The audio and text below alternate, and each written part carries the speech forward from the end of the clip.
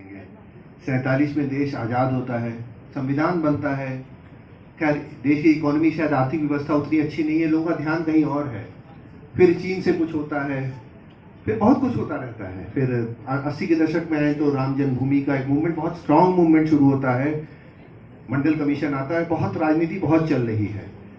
इस दौरान काशी विश्वनाथ मंदिर के बारे में जैसे हिंदू समाज भूल जाता है। 1991 में फिर केस फाइल होता है। तो मैं चाहूंगा कि 1991 के केस के बारे में थोड़ा प्रकाश डालें और उसके बाद जो प्रोग्रेस आज तक हुई है इसके बारे में कुछ प्रकाश डालें। देखिए 1991 में पहला मुकदमा फाइल हुआ था यहाँ पे हरिहर पांडे जी की तरफ से और यहाँ का जो व्यास परिवार था उसकी तरफ से। और जब वो मुकदमा फाइल हुआ तो उसमें एक अवरोध ये पैदा किया गया कि भाई ये प्लेसेस ऑफ वर्शिप एक्ट 1991 से बाधित है। जैसा कि अभी यहाँ पे हमारी दीदी मान लीजिए ने बताया कि प्लेसेस ऑफ वर्शिप एक्ट जो 15 अगस्त 1947 का धार्मिक स्वरूप है उसको इंटैक्ट रखने का मैंडेट देता है, इसलिए उसको बदलने के लिए आप केस फाइल नहीं कर सकते हैं। 1998 में यहाँ के जो सिविल जज सीनियर डिवीजन थे उन्होंने ये व्यू लिया कि भाई ये बात सही है और ये मुकदमा प्लेसेस ऑफ वर्शिप एक्ट से बाधित है और हमारे केस को खारिज कर दिया। उसके अगेंस्ट हिंदू पार्टीज डिस्ट्रिक्ट जज साहब के यहाँ गई। डिस्ट्रिक्ट जज साहब ने उस व्यू को ओवरटर्न कर दिया और कहा कि नहीं व्यू गलत है। 15 अगस्त 1947 को धार्मिक स्वरूप क्या है ये केस में एविडेंस में देखा जाएगा। उसके खिलाफ अंजुमन इंतजामिया गई इलाहाबाद हाईकोर्ट। इलाहाबाद हाईकोर्ट ने 1998 में उस मुकदमे पे स्टे लगाया था और आप जान के हैरान हो जाएंगे 19 दिसंबर 2023 तक, मैं एग्जैक्ट डेट बता रहा हूं आपको, वो स्टे बरकरार रहा। 1998 से 19 दिसंबर 2023 तक सिर्फ इसी कश्मकश में कि यहाँ पे प्लेसेस ऑफ वर्शिप एक्ट लागू होगा कि नहीं होगा। अब हमने जब इसमें रिसर्च की और काफी दिव्य अनुभूति हुई, ईश्वर का आशीर्वाद प्राप्त हुआ, तो 2020 में हमने मुकदमे डाले और करीब 7 मुकदमे डाले और व्यास जी का मुकदमा अगर जोड़ ले व्यास परिवार की तरफ से तो 8 मुकदमे हमने यहाँ पे डाले और हमने इस नैरेटिव को तोड़ने की कोशिश की कि ये case places of worship act से बाधित नहीं है। और उसका मैं सरल उदाहरण देता हूं कि अगर कोई आदमी आज किसी मंदिर में जाके नमाज पढ़ ले तो क्या मंदिर का धार्मिक स्वरूप बदल जाएगा? क्या कोई आदमी अगर मस्जिद में जाके मूर्ति रख दे तो मस्जिद का धार्मिक स्वरूप बदल जाएगा? क्या नमाज पढ़ने से ही सिर्फ वो जगह मस्जिद हो जाती है? और इसीलिए प्लेसेस ऑफ वर्शिप एक्ट के सेक्शन 3 और 4 में जो शब्द यूज है वो है रिलीजियस कैरेक्टर, धार्मिक स्वरूप। 15 अगस्त 1947 को उस जगह का क्या धार्मिक स्वरूप था ये एविडेंस में केस में गवाही के तौर पे हम साबित करेंगे। आप इसके आधार पे केस को खारिज नहीं कर सकते हैं। हमारी इस बात को सिर्फ यह बात नहीं रह गई है, ये जुडिशियल वर्डिक्ट है। डिस्ट्रिक्ट जज वाराणसी ने 12 सितंबर 2022 को माना और होल्ड किया कि case places of worship act से बाधित नहीं है। ये मामला इलाहाबाद हाईकोर्ट गया। इलाहाबाद हाईकोर्ट में 20 हियरिंग हुई। जस्टिस जे मुनीर साहब ने इसमें ऐतिहासिक फैसला दिया 31 मई 2023 को और ये कहा कि ये case places of worship act से बाधित नहीं है। और रिसेंटली रोहित रंजन अग्रवाल साहब ने भी 19 दिसंबर 2023 को ये फैसला दिया कि ये case places of worship act से बाधित नहीं है और धार्मिक स्वरूप एविडेंस में तय किया जाएगा। अब धार्मिक स्वरूप तय कैसे होगा? आप देखिए किस तरह से ये लोग झूठा नैरेटिव फैलाते हैं। धार्मिक स्वरूप कैसे तय होगा? सिर्फ मेरे कह देने से कोई जगह ना मंदिर हो जाएगी ना कोई जगह मस्जिद हो जाएगी। तो उसके लिए एडवोकेट कमीशन का सर्वे कराया गया। जब एडवोकेट कमीशन का सर्वे कराया गया तो बोला गया कि नहीं ये सर्वे नहीं होना चाहिए, क्योंकि वो सर्वे अगर वीडियोग्राफी और फोटोग्राफी के माध्यम से होगा तो वहां का सच पता चलता। वो सर्वे हुआ।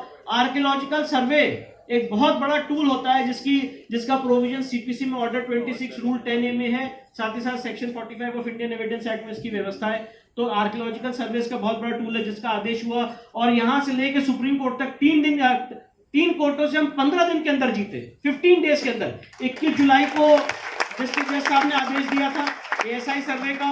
24 जुलाई को सुबह 7 बजे से केंद्र सरकार ने यहाँ पे एएसआई सर्वे शुरू कर दिया था। 24 जुलाई को अंजुमन इंतजामिया सुप्रीम कोर्ट पहुंचा। 24 जुलाई को सुप्रीम कोर्ट ने सर्वे के लिए स्टे लगाया 2 दिन के लिए। 25 जुलाई को, 26 जुलाई को, 27 जुलाई को इलाहाबाद हाईकोर्ट में जस्टिस पीतांबर दिवाकर ने 3 दिन इसकी हियरिंग की, जजमेंट रिजर्व किया। 3 अगस्त को इलाहाबाद हाईकोर्ट का ऐतिहासिक फैसला आया कि यहाँ पे एएसआई सर्वे होना चाहिए। 3 अगस्त को दोपहर के 2 बजे अंजुमन इंतजामिया सुप्रीम कोर्ट पहुंच गया। हम लोग भी दोपहर 2 बजे सुप्रीम कोर्ट पहुंच गए। रात के 10 बजे तक बैठे रहे। 4 तारीख को इसकी सुनवाई हुई। सुप्रीम कोर्ट ने 4 अगस्त को बोला कि नहीं एएसआई सर्वे होना चाहिए। तो 15 दिन के अंदर, मैं ये बात इसलिए बता रहा हूँ अभूतपूर्व है।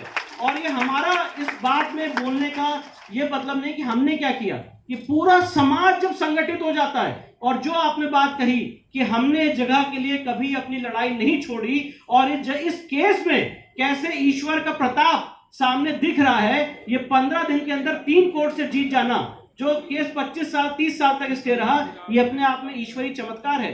प्लेसेस ऑफ वर्शिप एक्ट का आर्गुमेंट 2 कोर्ट से जीत जाना, साथ ही साथ एडवोकेट कमीशन का आर्गुमेंट 2 कोर्ट से जीत जाना, एडवोकेट कमीशन का आर्गुमेंट हो जाना, ये अपने आप में अभूतपूर्व है। और उसके बाद जब मैं अपने पिताजी से रोज रात में हम लोग डिस्कस करते हैं, रात में 10 से 12 हमारा समय होता है जब हम बैठ के लीगल डिस्कशन करते हैं और रणनीति बनती है, तो हम लोगों ने ये पाया कि व्यास जी के तहखाने में, मैं आपको बताना चाहता हूँ इस पूजा का जो जेनेसिस है वो कहाँ है।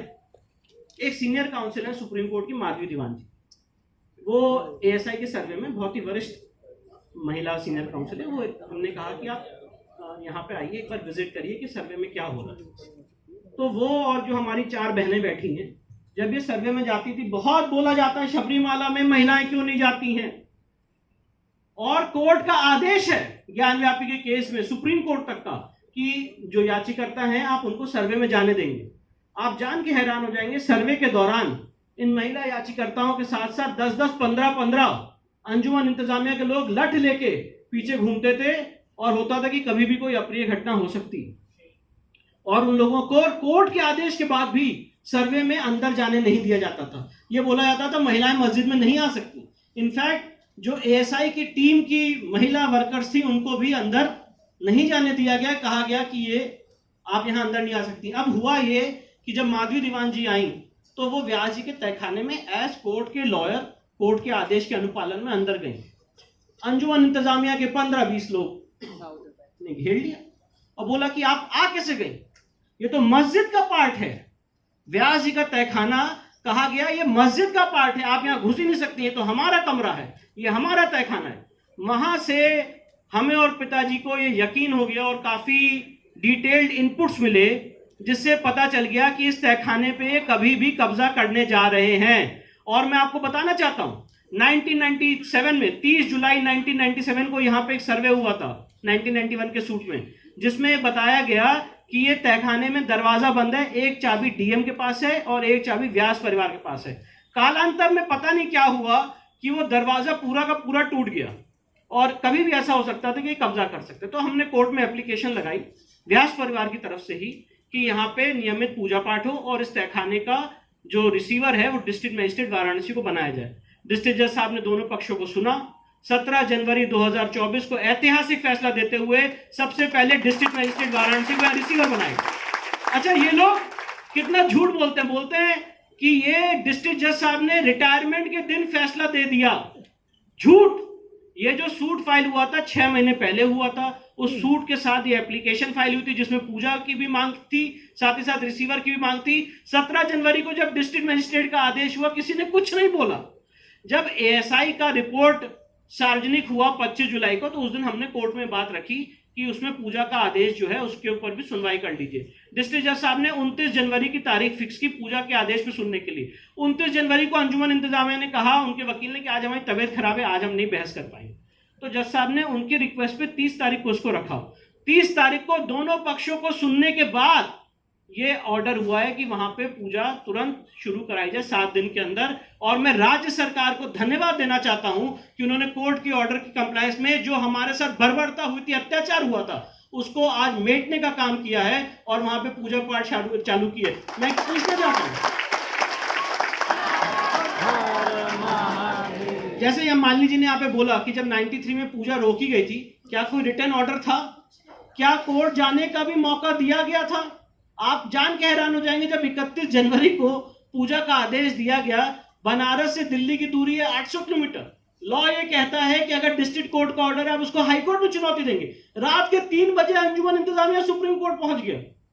वो तो आप लोगों का श्रेय है, आप लोगों की जागरूकता के कारण सुप्रीम कोर्ट ने रात के 3 बजे इस बार सुप्रीम कोर्ट नहीं खोली। और आज की लीगल स्थिति यह है कि पूजा का आदेश हम 3 कोर्ट से जीत चुके हैं। 3 कोर्ट से। इलाहाबाद हाई कोर्ट ने भी उस ऑर्डर को अफर्म किया और कहा कि डिस्ट्रिक्ट जज साहब का ऑर्डर एकदम सही है, और सुप्रीम कोर्ट ने भी अभी इस यथास्थिति को मेंटेन रखा है और इसमें फर्दर हियरिंग होगी। और अंजुमन इंतजामिया सुप्रीम कोर्ट में क्या कह रहा है कि विष्णु शंकर जैन और हरिशंकर जैन हम लोग को पीस बाय पीस काट रहे हैं, पीस बाय पीस काट रहे हैं। तो हम पीस बाय पीस नहीं काट रहे हैं, हम अपने इतिहास में जो खोए हुए पन्ने हैं उनको वापस ले रहे हैं, और गलत ढंग से जो आप हमारे मंदिर परिसर में नमाज पढ़ रहे हैं उसको रोकने के लिए हम लोग एकदम कटिबद्ध है। और मुझे लगता है कि मैं आपको बोलना चाहता हूं एज लॉयर, कोई इसमें भावनात्मक बात नहीं है कि इस केस में हम लोग जीत की दहलीज पे हैं। वो दिन दूर नहीं है जब ज्ञानव्यापी परिसर में बहुत जल्दी हम सारे लोग मिलकर पूजा पाठ करने जा रहे हैं।